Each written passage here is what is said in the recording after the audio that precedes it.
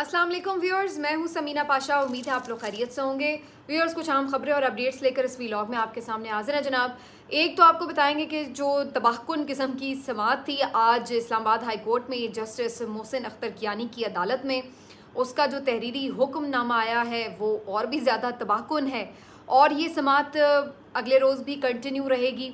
Cipher case की भी समाअत होनी है मंगल के दिन, तो अदालतों की तरफ कल भी सबकी तवज्जो रहेगी क्योंकि अहम खबरें वहाँ से मुंसलिक रहेंगी कल के रोज़ यानी मंगल के रोज़ भी। तो इस हवाले से गुफ्तगू करते हैं। एक और काला कानून बना दिया गया जनाब आवाज़ें दबाने के लिए। ट्विटर जिसको एक्स कहते हैं अब, वो ऑटोमेटिकली 3 महीने हो चले हैं कि पाकिस्तान में बंद है और अभी तक उसको खोला नहीं गया और मज़ीद आवाज़ें दबाने के लिए अब क्या गुल खिलाए गए हैं उसके ऊपर बात करते हैं। गज़ा मार्च में कारकुन जाँ बहक हो गया, शहीद हो गया जमात इस्लामी का, और अब उसके बाद क्या सूरत हाल है इसके ऊपर थोड़ी सी गुफ्तगू करेंगे। सूरत हाल ये है कि जो मोहसिन अख्तर कियानी साहब ने बातें की हैं वो बड़ी ज़ोर से लगी हैं और उसके बाद आज़म नज़ीर तारड़ साहब आ गए उन बातों का जवाब देने के लिए और एक बड़ी उन्होंने भी फ्यूरियस किस्म की प्रेस कॉन्फ्रेंस करने की कोशिश की। लेकिन ये सारा गमो गुस्सा हमें सिर्फ अदलिया के ख़िलाफ़ नज़र आता है। उधर मोदी साहब आपको ललकार रहे हैं, आपको ताने मार रहे हैं, आपकी तज़हीक कर रहे हैं, वहाँ किसी को गमो गुस्सा नहीं आ रहा। गमो गुस्सा तो दूर की बात है, वहाँ कोई जवाब तक नहीं दे रहा, कोई किसी के कान पर जूं तक नहीं रेंग रही। तो इसके ऊपर भी थोड़ी सी बात करेंगे आज। और एक और कारकुन जाँ बहक हो गया जनाब आज पीटीआई का। अफसोसनाक बात यह है कि ये कारकुन भी 9 मई के मुकदमात में 11 माह तक जेल में रहा और फिर जब रिहाई मिली तो उसके बाद ज़िंदगी से रिहाई भी मिल गई। तो ये आज की मुख्तलिफ़ ख़बरें जिनके ऊपर तज्ज़िया भी करेंगे और इसके साथ साथ तबसरा भी करेंगे। आपसे रिक्वेस्ट है कि चैनल को सब्सक्राइब कर लें अगर अभी तक सब्सक्राब नहीं किया। तो सबसे पहले जी मोहसिन अख्तर कियानी साहब का जो एपिसोड है वो अभी कंटिन्यू है, उसके ऊपर बात करते हैं। तहरीरी हुक्मनामा भी आ गया है और पहले अगरचे जो शायर अहमद फरहाद हैं उनकी अगवा से मुतल्लिक, बाजियाबी से मुतल्लिक कहीं पर यह नहीं था कि उन्हें किसने अगवा किया है, नामालूम का जिक्र था ज़ाहिर है FIR में। लेकिन अब सूरत हाल ये है कि आज जिस तरह से उनकी अहलिया ने अदालत में बताया कि उनको अप्रोच किया गया और उनके साथ डील बनाने की कोशिश की गई कि जनाब आप मुकदमा वापस ले लें और ये कह दें कि जी खुद से ही वो कहीं गए हुए थे तो फिर उनको वापस भेज दिया जाएगा। तो ये जो कॉन्टैक्ट इस्टेब्लिश हुआ, जो राबता उस्तवार किया गया, वो राबता जो ऐसा लगता है गले पड़ गया। और अब बाकायदा जो तहरीरी हुक्मनामा आया उसमें जस्टिस साहब ने तहरीर कर दिया है कि ISI को भी शामिल तफ्तीश किया जाए क्योंकि उनकी एहलिया से उनके थ्रू राबता किया गया। तो अब यानी पहले तो नामालूम वाला सिलसिला था, अब बाकायदा उनको नामजद कर दिया गया और यानी शामिल तफ्तीश करने के लिए ऑर्डर कर दिया गया अदालत की तरफ से। कल सेक्टर कमांडर की तरफ से अदालत ने कहा है कि बयान उनका लाजमी इस वाक़ये के हवाले से जो है वो जमा करवाया जाए। 3 बजे समाअत होना है तो सबकी नज़रें लगी रहेंगी जी इस हेयरिंग की तरफ के किस तरफ मामला जाएगा। लेकिन जो आज सारा दिन हेयरिंग रही उसने तूफ़ान काफ़ी उठाया और वो महसूस हो रहा था कि जिस तरह से एक इर्ताश आया हुआ है। उसके बाद हमने देखा कि आज़म नज़ीर तारड़ साहब जो वज़ीर क़ानून हैं वो तशरीफ़ लाए और उन्होंने आकर इस पूरी हेयरिंग के ऊपर एक प्रेस कॉन्फ्रेंस की और अपने गमो गुस्से का इजहार किया। उन्होंने कहा कि जनाब उन्हें अदालत के रिमार्क्स से बड़ी तकलीफ़ हुई है। अब मैं इस बात पे हैरान थी कि वाह क्या बात है हमारे वज़ीर क़ानून की कि यानी एक शख्स लापता है और ये कोई पहला शख्स नहीं है जो लापता है, सैकड़ों शख्स लापता है हमारे मुल्क के, शायद हज़ारों में तादाद है। ठीक है, आपको किसी के लापता होने से कोई तकलीफ़ नहीं हुई, कौन किस हाल में है। कुछ लोग लापता होते हैं उसके बाद उनकी लाशें भी मिलती हैं, कुछ की मस्ख़शुदा लाशें मिलती हैं, तब तो आपको कभी तकलीफ़ नहीं हुई। वो लोग जिनके लोग लापता होते हैं वो कैसे तड़पते हैं, उनकी फैमिलीज़ कैसे तड़पती हैं, ना वो जीतों में होते हैं ना वो मरे हुओं में होते हैं और वो आपसे दुहाइयाँ देते हैं कि मार दिया तो बता दो। ठीक है ना, तो उनकी इस आहो बुका पर आपको कोई तकलीफ़ नहीं होती। लेकिन अदालतें अगर इस जुल्म के ऊपर बाज़पुर्स करें, पूछगछ करें तो आपको उनके रिमार्क्स पर तकलीफ़ शुरू हो जाती है। या तो हो ना कि भाई अदालतें कोई तजावुज़ कर रही हैं, कोई वाक़या हुआ नहीं है, एवं ही लपेट रही हैं, तो फिर हम सब भी कह रहे हों कि जनाब अदालत ये क्या कर रही है। एक वाक़या है, कोई बंदा सामने नहीं आप ला के दे रहे तो अदालत तो बाज़पुर्स करेगी। लेकिन यहाँ पर आज़म नज़ीर तारड़ साहब आ गए हैं दिफा करने के लिए और कहने के लिए कि जनाब ये तो नॉर्मल वाक़यात है, इक्का दुक्का वाक़यात तो हो जाते हैं, हर मुल्क में होते हैं। अच्छा जी आज़म नज़ीर तारड़ साहब ये फरमा दीजिए कि अगर आपके साहबजादे या खुदा न खास्ता आपकी फैमिली का कोई बंदा लापता हो तो फिर भी आप इतने ही ईजी हो के कैजुअल वे में ये कह देंगे कि ये तो जनाब हो ही जाते हैं वाक़यात, कोई ऐसी बात नहीं। तहम्मुल का मुज़ाहरा करना चाहिए, फिर हम देखेंगे आपका तहम्मुल कहाँ होता है।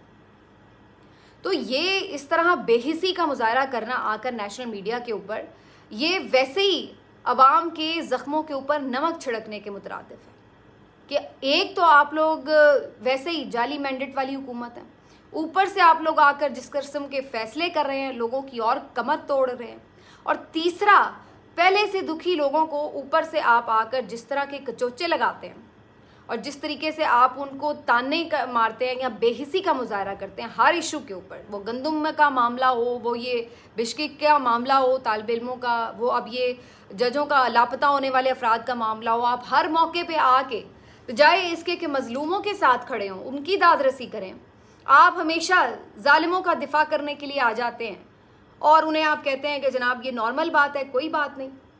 तो ये हमारे आज़म नज़ीर तारड़ साहब की कारकर्दगी है। वैसे ये उस ग्रुप के हामी हैं जिसको आसमा जहांगीर ग्रुप कहा जाता है वकला की सियासत में, और आसमा जहांगीर साहिबा हमेशा मजलूमों के साथ खड़ी होती थी, वो ताकतवरों को ललकारती थी। आज उनका ग्रुप और उनके नाम पर सियासत करने वाले उनके नाम को भी दागदार कर रहे हैं। तो ये आज़म नज़ीर तारड़ साहब हैं और आके कह रहे हैं जी ये अदालत का मैंडेट ही नहीं है कि वो ये बातें करें कि जी हम इदारों को बुलाएंगे, इदारों के अफसरान को बुलाएंगे या हम काबीना को बुलाएंगे या वज़ीर आज़म को बुलाएंगे, ये आपका मैंडेट ही नहीं है। क्यों जी, क्यों मैंडेट नहीं है? कौन क्या आप सब लोग, आप जिनका जिक्र कर रहे हैं, क्या आप सब लोग कानून से बालातर हैं? कोई आप लोग अवतार हैं? कोई आप लोग कुछ सुरखाब के पर लेकर इस दुनिया में उतरे हुए हैं कि आपसे कोई पूछ कुछ नहीं हो सकती? तो ये कौन सी आप लॉजिक दे रहे हैं कि जी मैंडेट नहीं है? हर कोई एहतसाब के दायरे में आता है, हर किसी से जवाबदेही होनी चाहिए, हर कोई आंसरेबल है। ये हिसाब किताब तो आपको खुद करना चाहिए था कि आपकी हुकूमत में बंदे लापता हो रहे हैं, आपके अवाम लापता हो रहे हैं, तो क्यों हो रहे हैं? बहुत से लोग बात कर रहे हैं जी वो रिपोर्टिंग सही नहीं कर रहे थे, ये कर दो। भाई सामने लेकर आए उन्हें और पूछे उनसे कि रिपोर्टिंग क्यों गलत कर रहे थे। अगर उन्होंने कोई गलत काम किया है तो उन्हें आप सामने तो लेके आए, फिर पूछें उनसे कि क्यों गलत काम किया, क्या मकसद था। लेकिन लापता कर देना ये कौन सा तरीका है? ये सूरत हाल है। और बातें आप इनके लीडर की सुन लें, कल का रोना धोना कि जी बड़ी ज़्यादती हुई और ये वो बड़ा अजीब बयानियाँ बनाने की कोशिशें नाकाम। हालत आपकी ये है कि आज भी आप लोग बूट पॉलिश कर रहे हैं लगातार। आज भी आपके पास मौका है कि आप खड़े हों अवाम के साथ और आप आके आज भी अवाम को ये कह रहे हैं कि तुम कमी कमीन हो, तुम चुप करके बैठो अगर तुम्हारे साथ ज्यादती हो जाए, हम तो नहीं अदालत आने वाले। ये है इस हुकूमत की और इस हुकूमत के वज़ीर कानून की कारकर्दगी। तो बहरहाल बात थोड़ी उन्होंने बिटवीन द लाइंस ये भी करने की कोशिश की कि जी मैं तो मिल बैठ के मसाइल का हल चाहता हूँ। ये इनका तरीका वारदात पुराना है कि लोगों को बिठाओ साथ, उनसे डील करो, उनसे लेन देन करो, और यही ये चाहते हैं कि जजेस की कुछ मामलात के ऊपर खामोशी इख्तियार कर लें, बदले में हम चाहे उन्हें कुछ फेवर्स भी दे देंगे, और जो नहीं ऐसा करेगा उसके ख़िलाफ़ फिर आप देखें जो कैंपेन्स होती हैं, जो प्रेस कॉन्फ्रेंसें होती हैं, जो फिर उनके ख़िलाफ़ रेफरेंस निकाले जाते हैं, ये सूरत हाल रहती है। तो बहरहाल अदालत से मुझे पूरी उम्मीद और तवक्को है, यकीन है कि वो इन चीज़ों से मरूब तो नहीं होने वाली, और कल की जो हियरिंग होगी उसमें नज़र आएगा कि जस्टिस मोहसिन अख्तर कियानी साहब ने इस प्रेस कॉन्फ्रेंस को या जो भी तरीके उन्हें आजमाए जा रहे हैं दबाव डालने के, उनको कैसे रद्द करना है। तो कल सारा जो है वो मामला खुल जाएगा मज़ीद।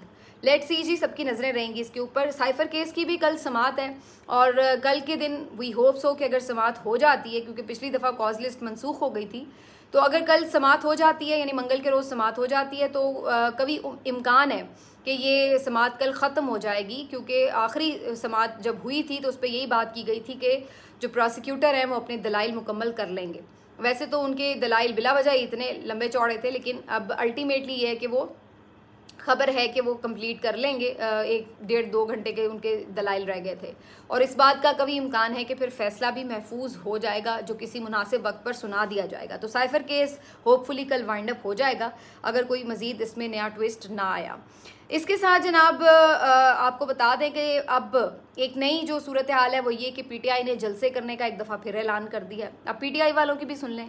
पहले एक ऐलान उनका होता है कि जी हम इस तारीख को जलसा कर रहे हैं, और फिर दूसरा ऐलान होता है कि जलसा मनसूख हो गया। तो अब एक नई डेट उनकी तरफ से आ गई है। ये भी तारीख पर तारीख देने के वैसे माहिर हैं। 8 जून को जी अब जलसा करने का ऐलान किया गया इस्लामाबाद में F9 पार्क में। और अब की बार कहा जा रहा है वज़ीर आला भी एक काफ़िला लेकर आएंगे, वो शामिल होंगे। वैसे तो आपकी इस्लामाबाद में इतनी है पावर भी और स्ट्रेंथ भी कि आप बड़ा कामयाब जलसा आराम से कर सकते हैं, आपको इर्द गिर्द से बंदे इकट्ठे करने की ज़रूरत ही नहीं है। लेकिन अगर तो इस सोच से लाया जा रहा है वज़ीर आला को कि जनाब चूँकि वो वज़ीर आला होंगे तो उनको उस तरह की रोक टोक या रुकावटों का सामना नहीं होगा, तो ये इटसेल्फ एक फिर ऐसी सिचुएशन बन सकती है कि जिसमें सब फिर शुरू हो जाएंगे कि देखें जी ये धावा बोलने आ रहे हैं, ये लाओ लश्कर लेकर आ रहे हैं। तो इस तरह की भी बात बनाने की कोशिश की जाएगी। लेकिन ये तो सब उस वक्त होगा अगर जलसा हो, क्योंकि बज़ाहिर तो ऐसा लग रहा है कि पता नहीं जलसा भी होगा या नहीं, क्योंकि हमेशा यही होता है। वो कहते हैं जी हम तो जलसा करना चाहते थे, हम तो मज़ामत करना ही चाहते थे, हम तो इनकलाब लाना ही चाहते थे, बस हमें इजाज़त नहीं मिल रही थी इंतज़ामिया की तरफ से। तो अब इनको फिर इजाज़त नहीं मिलेगी और उसके बाद फिर ये ठंडे होकर बैठ जाएंगे और फिर कोई नई तारीख दे देंगे। तो ये सूरत हाल इनकी इसी तरह ही। अब इनके वर्कर भी इनकी इन तारीखों को सीरियस नहीं ले रहे। अब आ जाते हैं जी मरियम नवाज़ साहिबा ने क्या गुल खिलाया है। मरियम नवाज़ साहिबा आते साथ ही इस बात पे बड़ी बरहम थी कि सोशल मीडिया तो बड़ा शुत्रे बेमहार बना हुआ है और यहाँ पे तो सब कुछ खुल खिला के सामने आ जाता है, लिहाजा इसको किसी तरह जो है वो हमने नुकेल डालनी है, लगाम डालनी है। तो इसके लिए अब इन्होंने एक हद के इज़्ज़त के नाम से कानून जो है वो पास किया, बड़ी तेज़ी में इसको बनवाया गया, तेज़ी से इसका प्रोसीजर कंप्लीट करवाया गया और आज इसको बाकायदा मंजूर कर लिया गया। इस कानून में ज़ाहिर है जो डेफेमेशंस लॉ हैं उनको स्ट्रेंथन करने की बात की गई है, लेकिन सहाफ़ियों को इस पर जो सबसे बड़ा एतराज़ है, जिसकी वजह से सहाफ़ी इसको रिजेक्ट भी कर रहे हैं, इस पर एहतजाज भी कर रहे हैं। अब वो कितना मौसर रहता है ये एक अलग बात है, क्योंकि मुझे तो वैसे सहाफ़ी तंजीमों पर भी कोई एतबार नहीं है। ये पिछले दरवाजे से गुजर कर जाके पीछे इनसे डील वील कर लेते होते हैं, तो इसलिए सहाफ़ती तंजीमों पर तो मैं नहीं रिलाई कर सकती कि ये कोई मौसर एहतजाज करेंगे। लेकिन बज़ाहिर इसके ऊपर एक आ रहा है रिएक्शन। वजह क्या है कि इन्होंने इसमें एक शिक ये भी रखी है कि जी जो सोशल मीडिया पर और मीडिया पर जो फेक न्यूज़ फैलाई जाएंगी, अब इसमें ख़ास तौर पर सोशल मीडिया को भी शामिल कर दिया गया, उसके तहत भी इस डेफेमेशन कानून के तहत इसकी जो है ख़िलाफ़ जो भी ऐसा फेक न्यूज़ देगा उसके ख़िलाफ़ कार्रवाई हो सकेगी, मुकदमा दर्ज हो सकेगा। और एक अलहदा से एक ट्रिब्यूनल या जो भी आप कह लें कि एक अलग से अदालत भी बनाई जाएगी स्पेशल, जो कि इस केस को हंगामी बुनियादों पर तेज़ी से सुना करेगी और तेज़ी से फिर जो है आपको सज़ाएं भी दिया करेगी अगर आपकी खबर जो है वो फेक न्यूज़ है। अब कहने को तो लगता है जी हाँ जी फेक न्यूज़ का सद्देबाब होना चाहिए, लेकिन असल में ये क्या है? असल में ये बंदर के हाथ में उस तरह है, क्योंकि हुकूमत इस तरह की चीज़ें बिल्कुल जब एक खुलेआम ये बात कर देती है ना कि जी ये जिसने भी फेक न्यूज़, अब फेक न्यूज़ क्या है क्या नहीं है उसकी तारीफ़ कौन करेगा? कल कला को आप किसी भी बात के ऊपर किसी भी सहाफ़ी पर ये इल्ज़ाम लगा कर के जी इसका ये फेक न्यूज़ है लिहाजा इसके ऊपर कार्रवाई शुरू कर दो, तो आपको तो एक खुली छूट मिल गई कि जिसकी बात पसंद नहीं आ रही उसके ख़िलाफ़ आप मुकदमात बना लें। तो ये बेसिकली फिर से ज़बाबंदी की कोशिश है, फिर से इस बात की कोशिश है कि आज़ादी इज़हार राय पर कदगन लगाई जाए। बहुत से लोग कहेंगे कि जी ठीक है आप फेक न्यूज़ ना फैलाएं तो आपको क्या टेंशन है। भाई बात ये है कि बहुत सारी चीज़ें होती हैं जिसको आप उस तरह से एलोबरेट नहीं कर सकते। मिसाल के तौर पर बाज़ औक़ात ऐसा होता है कि सहाफ़ी का काम खबर देना होता है, आपके पास खबर आती है जी ये करप्शन हो रही है, उससे रिलेटेड कोई 1-2 डॉक्यूमेंट्स भी आ सकते हैं, आप उसकी बुनियाद पर ख़बर भी फाइल करते हैं।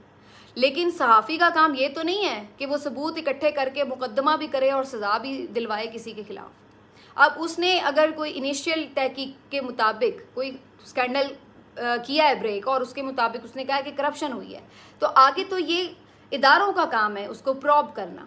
सहाफ़ी मेरा काम तो नहीं है कि मैं जाके किसी को सज़ा दिलवाती रहूँगी जी ये इसने ये करप्शन की है, ना मेरे नीचे कोई इदारे हैं कि जो मेरी बात सुनेंगे। तो यहाँ पर आप क्या करेंगे कि किसी ने करप्शन का स्कैंडल ब्रेक किया, आप कहेंगे जी 2 सबूत वरना ये फेक न्यूज़ है लिहाजा इसको अंदर करो। तो सहाफ़ियों की ख़बरें बहुत हद तक सही भी होती हैं, कभी गलत भी निकल आती हैं, लेकिन ज़रूरी तो नहीं कि उसके पीछे कोई बदनीयती एलिमेंट हो ऐसा कि जी ये फेक न्यूज़ ही फैलाने के लिए उसने किसी मकसद के तहत किया है, तो आप उसके नरगे में उसके ख़िलाफ़ पूरी कार्रवाई बना देंगे। इसी तरीके से बाज़ औक़ात ऐसा होता है कि कोई ख़बर आती है कि जी जैसे कोई अपॉइंटमेंट होनी है बिलफ़र्ज़, और आपको पता चल जाता है कि जी ये अपॉइंटमेंट हो रही है, सहाफ़ी ख़बर दे देता है कि जी ये फ़लाँ पोस्ट के ऊपर ये बंदा तैनात किया जा रहा है। बाद में अगर आपका माइंड बदल जाए और आप कहें नहीं जी इसके ऊपर बड़ा रिएक्शन आ गया है, लिहाजा आप अपना फ़ैसला तब्दील कर लें, किसी और को अपॉइंट कर दें, और बाद में आप कहते हैं कि जनाब देखें जी इस सहाफ़ी ने तो फेक न्यूज़ फैलाई, ये बंदा तो अपॉइंट नहीं हुआ। तो इस तरह इस चीज़ को तो बड़े आराम से यूज़ किया जा सकता है सहाफ़ियों के ख़िलाफ़। तो ये बेसिकली असल मकसद वही है कि सोशल मीडिया के ऊपर जो लोग एक्टिव हैं, जो आवाज़ उठाते हैं, किसी न किसी बहाने से उनको दबाया जा सके, उनको ऐसी कार्रवाइयों में डाला जाए कि वो फिर सच बोलना ही छोड़ दें। ये इसका मकसद नज़र आता है। लेट्स सी कि इसके ऊपर सहाफ़ती तंजीमें किस तरीके का एहतजाज करती हैं। लेकिन ये शरीफ फैमिली जब भी इक़्तिदार में आती है, नून लीग जब भी इक़्तिदार में आती है, इनका ख़ासा है कि ख़ास तौर पर ये आज़ादी सहाफ़त का गला दबाते ही दबाते हैं। तो ये उसी की एक कड़ी है, इसके अलावा कुछ नहीं। दूसरी तरफ इनकी सूरत हाल ये है कि उधर नरेंद्र मोदी साहब भरी तकरीब में बैठ कर आपको ताने मारे हैं। क्या कह रहे हैं कि जी एक मुल्क जिसके हाथ में पहले बम हुआ करता था, वो अब हाथ में कटोरा लिए भीख मांग रहा है। ठीक है ना, वो आपके मुल्क को एक ही वक्त में दहशतगर्द कह रहा है और दूसरे ही लम्हे आपको क्या कह रहा है, भिखारी कह रहा है। और वो क्यों ना कहे, आपके तो अपने वज़ीर आज़म शहबाज शरीफ साहब कहते हैं कि आप बैगर्स हैं, तो वो क्यों ना कहें भाई, वो तो दुश्मन मुल्क हैं, वो तो लाजमी आपकी तज़हीक उड़ाएंगे, लेकिन वो आपको दहशतगर्द भी कह रहे हैं। और इधर सूरत हाल ये है कि इस तरह की चीज़ों को काउंटर करने के लिए, नैरेटिव बिल्ड करने के लिए कि भाई आप अपनी एक कैंपेन चला रहे हैं, अपने मुल्क की सियासत कर रहे हैं, उसमें आप हमारे मुल्क के ऊपर इल्ज़ाम तराशियाँ बंद करें, बजाय इसके कि आप उनको मुंह तोड़ जवाब दें। आप आते हैं, आप अदलिया को मुंह तोड़ जवाब देते हैं, आप आते हैं, आप सहाफ़ियों को मुंह तोड़ जवाब देते हैं, आप आते हैं, आप अपनी ऑपोजिशन को मुंह तोड़ जवाब देते हैं। आपका हाल ये है कि आप अपने मुल्क में तो बेतहाशा एक बदमस्त ताकतवर हाथी बने हुए हैं, लेकिन बाहर आपको जिस तरह मर्जी जो चाहे तज़हीक करे, आपके ऊपर इल्ज़ामात लगाए, आपकी चूं नहीं निकलती आवाज़। ये है। आज़म नज़ीर तारड़ साहब आज आए थे, आते ना कोई इनके प्रेस कॉन्फ्रेंस करने वज़रा, आते वज़ीर दिफा, करते कोई भारत के ख़िलाफ़ नहीं, लेकिन वहाँ तो ये चाह रहे हैं कि तिजारतें खुलें, वहाँ तो ये चाह रहे हैं कि नॉर्मल हो जाएं हालात, वहाँ तो ये चाह रहे हैं कश्मीर को भी भूल जाएं, सब कुछ करके बस छोड़ें, किसी तरह पाँव पड़ के भारत से दोस्ती हो जाए हमारी। वहाँ तो इनके ये सारे ख्यालात हैं। वहाँ क्या इन्होंने मुंह तोड़ जवाब देना है? मुंह तोड़ जवाब ये सिर्फ अपनी आवाम को दे सकते हैं, अपने मुखालिफिन को दे सकते हैं। वहाँ इन्हें किसी को कोई गम व गुस्सा नहीं आता, सारा गम व गुस्सा अपने लोगों पर निकलता है। तो ये एक जो गवर्नमेंट है, जिसको मैं हमेशा कहती हूँ ये खुद एक मसला है, ये किसी मसले का क्या हल करेगा? सूरत हाल ये कि गज़ा मार्च में बैठे आप लोग अपने तौर पर कुछ नहीं कर सके, फ़लस्तीनियों के लिए कोई मौसर आवाज़ नहीं उठा सके, सरकारी सतह पर कोई एहतजाज नहीं कर सके। जमात इस्लामी इस बारे में अलग से अपने तौर पर कर रही है एहतजाज भी, उन्होंने एक धरना भी किया डी चौक पर। कल जनाब धरने पर एक गाड़ी चढ़ दौड़ी और धरने के शुरका को ज़ख्मी कर दिया, एक या शायद 2 कारकुन उनके शहीद भी हो गए। और कैसे ये वाक़या हो गया, कोई इसके ऊपर सब हैरान है कि किस तरह बैठे हुए शुरका के ऊपर गाड़ी चढ़ा दी। बाद में अब FIR दर्ज की गई है, पता नहीं कोई सुनने में आया कि एक आध गिरफ्तारी भी हुई है, लेकिन अब ये कैसे आगे मामला बढ़ेगा? अगर कोई ताकतवर होगा तो बच जाएगा, और अगर कोई कमज़ोर होगा तो फिर देख लेंगे। लेकिन होगा ताकतवर ही बज़ाहिर, ऐसा लग रहा है, क्योंकि हामिद मीर साहब भी ये कह रहे हैं कि वल्दियत जो है गिरफ्तार शख्स की वो जाहिर नहीं की गई उस FIR में। तो लिहाजा इस पर तो अभी मैं फ़र्दर बात नहीं करती, क्योंकि मेरे पास इसकी कोई इन्फॉर्मेशन नहीं है। लेकिन ये आपके मुल्क की सूरत हाल है कि जो फ़लस्तीन के लिए आवाज़ उठा रहा है, उसके ऊपर भी कभी आप डंडे बरसा देते हैं, लाठियाँ बरसा देते हैं, वाटर कैनन बरसा देते हैं, और कभी गाड़ी चढ़ा देते हैं। तो इस तरह आपकी ये फ़ॉरेन पॉलिसी है जो हमें अब इस वक्त नज़र आ रही है। PTI के लिए अफसोसनाक खबर ये भी है कि एक कारकुन उनके आज जाँ बाग हो गए, मुजाहिद शाह इनका नाम था। ये भी 9 मई के मुकदमात में गिरफ़्तार थे। 11 माह गिरफ़्तार रहने के बाद इनको रिहाई मिली बड़ी मुश्किल से, और अभी चंद दिन पहले रिहाई मिली थी, और इनकी हालत काफ़ी ख़राब थी, कैद में काफ़ी ज़्यादा बीमार रहे, जिसके बाद अब जैसे ये रिहा हुए इनको हस्पताल में दाखिल कराया गया, लेकिन ये फिर जांबर ना हो सके और आज ये खालिक हकीकी से जा मिले। तो अब ये पहले कारकुन नहीं है, इससे पहले भी इसी तरह 1-2 कारकुनान इनके जो जेलों से आए हैं, उसके बाद उनकी डेथ हो गई। अब बेशक हो सकता है कि उनकी नेचुरल डेथ है, आई हुई होगी, हो गए फौत, लेकिन अगेन बात वो है कि इस चीज़ को अब ये तो देखना पड़ेगा ना कि पता नहीं जेलों में उनके साथ क्या हालात रहे हैं। उन्हें तकलीफ़ के बावजूद भी पता नहीं कोई मेडिकल फैसिलिटी दी गई थी कि नहीं दी गई थी, जो उनकी बीमारियां बढ़ गई। तो बहुत सारी चीज़ें उसके साथ ऑटोमेटिकली रिलेट करेंगी। तो कितने घर जो हैं वो इस तरह अभी मज़ीद उजड़ने हैं 9 मई के पीछे। वाक़यात हुए, जला वगैरह हुआ, जिसकी सज़ा बनती है दें, बाकियों को छोड़ें, लेकिन 1 साल हो गया और कोई उनका पुरसाने हाल नहीं है जेलों के अंदर, जिस तरह की कैदें इन्होंने काटी हैं। ये सारी जो है वो सूरत हाल रही है। बहरहाल अल्लाह इस मुल्क का हामी नासिर है। थोड़ी उम्मीद बंधी ज़रूर है कि अदलिया यहाँ पर अब थोड़ी डट के खड़ी हुई है। वी होप कि वही इस तरीके से कुछ फ़ैसले दें कि हमें कुछ उम्मीद नज़र आए। मिलते हैं आपसे अगले वीडियो में, अपना ख्याल रखिए। अल्लाह हाफ़िज़।